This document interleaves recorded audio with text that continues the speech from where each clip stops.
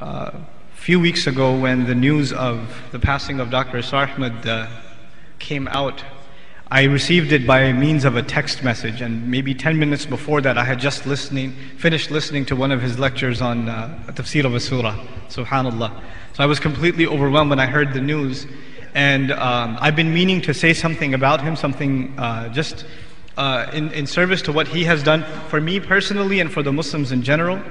But I want to start my comments with something on the side, inshallah ta'ala, and that is that this ummah, one of its features is that we are merciful to each other. That's one of the main qualities this ummah has, that we are merciful to each other. But unfortunately, in our times, it's okay, it's just a kid, sorry.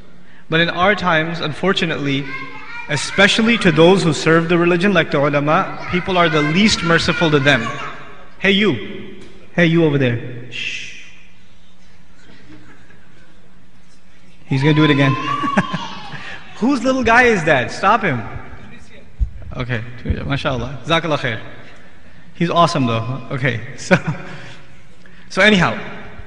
So we are the least merciful to our own ulama. And what ends up happening is, our ulama end up saying something that is not agreeable to everyone, or ends up saying something that you might even call controversial. And so what we do is, in return, we forget every good thing they may have done in their life, and we hold on to that one statement, that one quote, that one paragraph, whatever they may have said, and said, oh, you're talking about that guy who did this, and because of this they may be kafir or deviant or this, or calling people to the hellfire. All kinds of filthy names will be called. And so many ulama have been demonized because of this.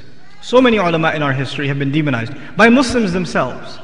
The ummah that is supposed to be known for mercy among each other is the most vicious to each other. And imagine if this person, whoever he may have been, and this is not about Dr. Ustadh Ahmed in particular, whoever he may have been, if he is, he's awesome. It's alright. He's enjoying the speech. Okay. You know, if that person is close to Allah and their work was acceptable to Allah, and Allah forgave whatever mistake they made, they said something in a speech or something and it was a mistake and Allah forgave it, and Allah accepted all the good deeds that they did, imagine that you and I are hounding on this person and cursing them and publicly ridiculing them, and on the other hand Allah has forgiven him. Where do we stand with Allah Azza wa Jal? Subhanallah. That he may be counted from the awliya of Allah. We don't know.